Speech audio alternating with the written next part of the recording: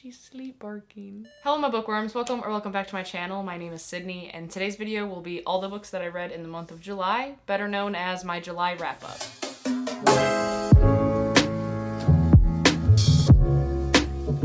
So hey, welcome back. Thank you so much for being here and hanging out with me for a little bit. This past month in July, I read 10 books. 10 whole books.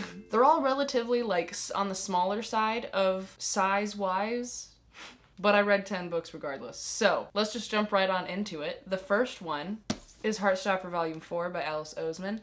This is the fourth installment of the Heartstopper series, which follows Nick and Charlie and their budding relationship. And it is a adorable graphic novel. The artwork is absolutely stunning. And it's just, I'll never get tired of it. It's just so wholesome, cute, and also deep and serious because Alice Oseman brings up topics like eating disorders, suicidal ideation, depression, all mixed in with really well portrayed family dynamics, and of course, all about Nick and Charlie. So if you haven't picked up these graphic novels, I don't know where you've been, but I think that you could also read them online if you are unable to get the physical copies. But yeah, 5 out of 5, absolutely great. I expect nothing less.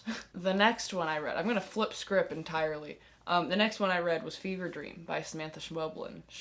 Samantha Schweblin. Come on, puppies. Yay! She's pushing me out of frame.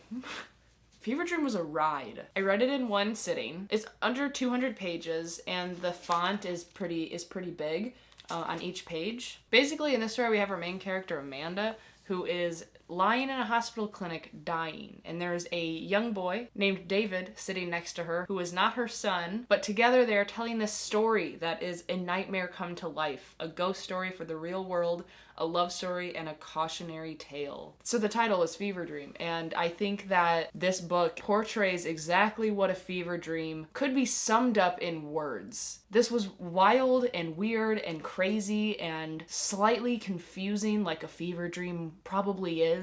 It was so strange. I remember when I was reading it, I had to tell myself to relax my face because I kept finding myself like furrowing my brows because either I was like trying to understand what was happening or I was like really put off by what was happening. So yeah, I mean the atmosphere in this book was spot on. It was super creepy, super weird. What did I give it on Goodreads? I don't even know. It's been so long. I either gave it a 4 out of 4 or a 5. Yeah, I gave it a 4 on Goodreads. I would probably give it a 4 or 4.5. Really good, really quick read, and just crazy. Absolutely wild. Yep. On the other hand, I did read The Steel Prince by V.E. Schwab. It's a graphic novel that follows Maxim Maresh, who is the king in the Darker Shade of Magic trilogy. And this is like a prelude, a prequel of like Maxim Maresh's upbringing and come to being of the king.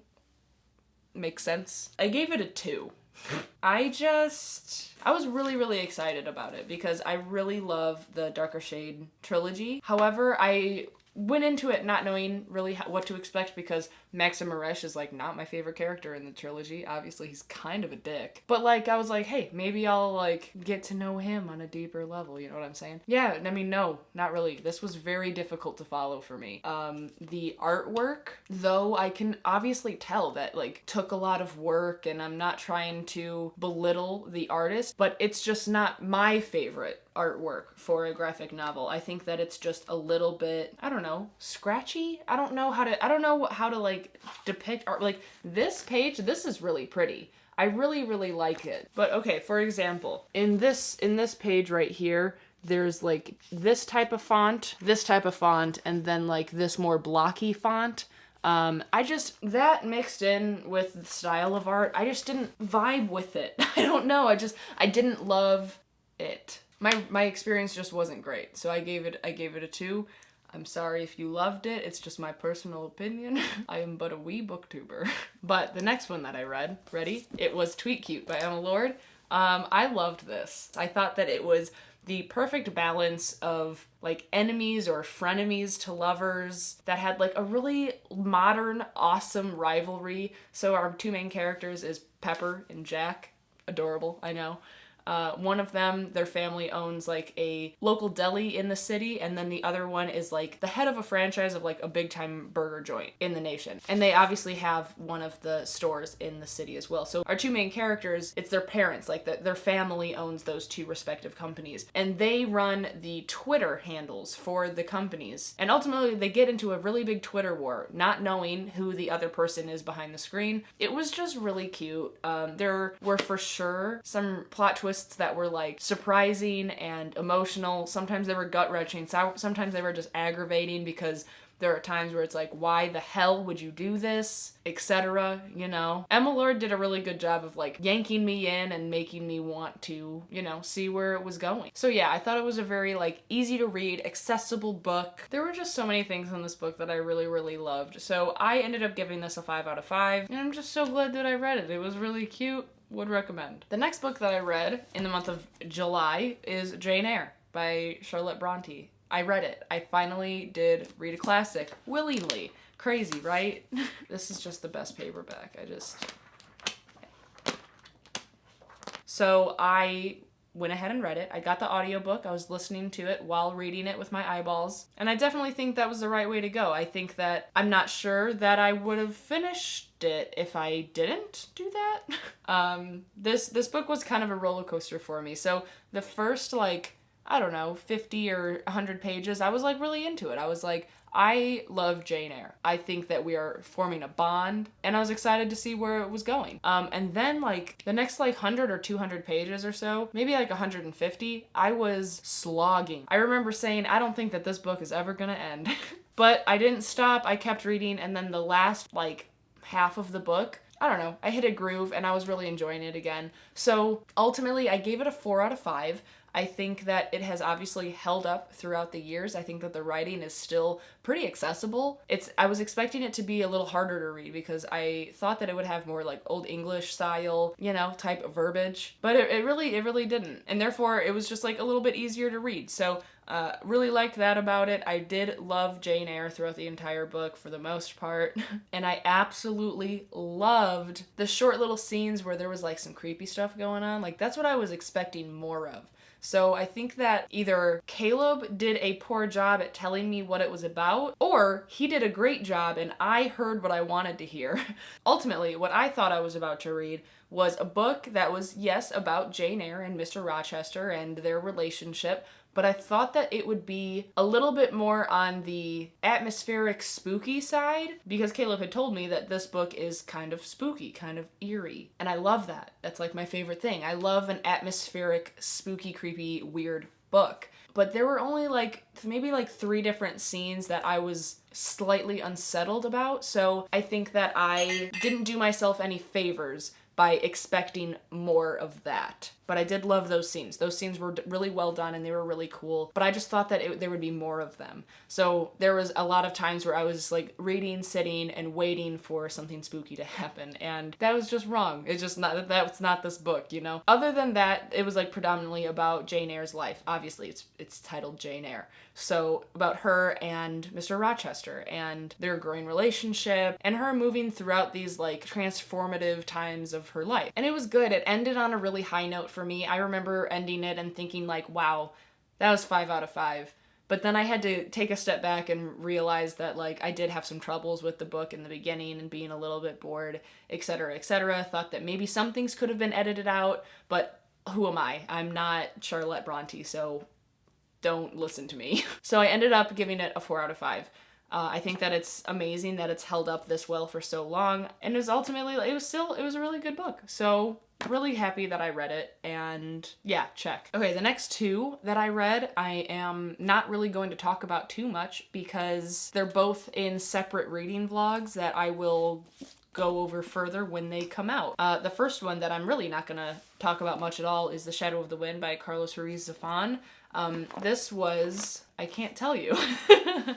But basically this one follows our main character Daniel, who is really mourning the loss of his mother and finds this story called The Shadow of the Wind by Julian Carrix. And he wants to find this author's other works, but come to find out he believes that he has the last copy of this author's work in the entire world. Someone has been systematically destroying all copies of Julian Carrix's work, and thus ignites our main character's passion and determination to figure out why this is happening, what is really going on with this situation. And so yeah, I can't tell you what I thought about it, but what? Nothing. You'll figure out what I thought about it maybe in a month or so. But yeah, so I did read this, and that's it. The next book that I can't really talk about too much is Sleeping Giants by Sylvian Nouvelle. This is also in a secret reading vlog that I am in the midst of filming. It's basically about our main character Rose, who was riding her bike when she was young, and she fell through the earth into some big like metal hand that was underneath the world, underneath the earth. And then 17 years later, the mystery of the bizarre artifact remains unsolved, its origins, architects, and purpose unknown. Rose Franklin, now a highly trained physicist, leads the top secret team determined to crack the hand's code, while powerful forces and uncertain motives close in, demanding answers about the relic and what it portends for humanity. But once the pieces of the puzzle are in place, will the result prove to be an instrument of lasting peace or a weapon of mass destruction? And I did accidentally put my rating on Goodreads. That is now like deleted, like I took away the rating. So if you did see the rating, keep it to your damn self. Oh, I just want to talk about it because it was wild. It was a wild ride, and fuck it. You should read it. I think that this book is underrated. I am breaking my rule. My rule of that I wasn't supposed to talk about this book. I'm stopping. I read this book in July, and that's it. Oh, two of my books, they're downstairs, and my little baby girl is sound asleep right here, so I'm not gonna get up and grab them. But I did also read Ace of Spades by Ferida Ibike Emide, and this book is really good. Really good. It says that it is reminiscent of the movie Get Out and also Gossip Girl. I don't think that anything that I say could describe it better than that. Okay, so ultimately, I do think that the story follows Get Out's storyline or ideas pretty closely. So I, loving that movie and remembering it really well, think that I was able to kind of guess where it was going pretty easily. I did guess a lot of the plot twists, but that doesn't mean that they weren't great. Like, the story was still really well done, and it tied in with that Gossip Girl factor of like a high school where, you know, all of these people are so competitive and worried about their status and, you know, reputation. That mixed in with the race discussion within the Get Out part of the story, like, it was really good. Very quick paced. Our main characters were fabulous, and it definitely had me wanting to like pull my hair out of my head at some points because it was just aggravating, maddening, thrilling. So yeah, I mean, like, if you know the movie Get Out, I would recommend this book. It is definitely 100% those vibes mixed in with the Gossip Girl.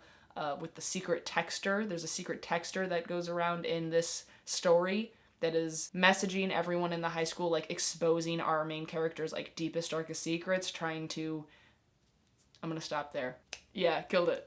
But yeah, it was really good, and you should read it, especially because it was a 2021 release, so go support the author. And yeah. Oh, I'm giving it like a 4.5 out of 5. The next book that I read, which is also downstairs, is The Maidens by Alex Michaelides. The Maidens was the book club pick for my book club over at my Patreon account, and actually Ace of Spades was the buddy read pick. So we have been discussing Ace of Spades over on the Discord channel, as well as The Maidens. We have the live show actually tonight to discuss it with everybody, and it'll be a lot of fun, and I'm really looking forward to it. But I can tell you my thoughts because this won't go up for about a week. So The Maidens is basically about our main character Marina, who was a group therapist, and she had recently lost her husband in like some tragic accident, right? And then we have her niece Zoe, who is in the picture, attending Cambridge. Over at Cambridge, there is this professor that is teaching Greek tragedy named Edward Fosca, and he has this like group of special students that follow him around and basically idolize him, and they are called the Maidens. Super weird, kind of creepy. And then one of the Maidens ends up dead.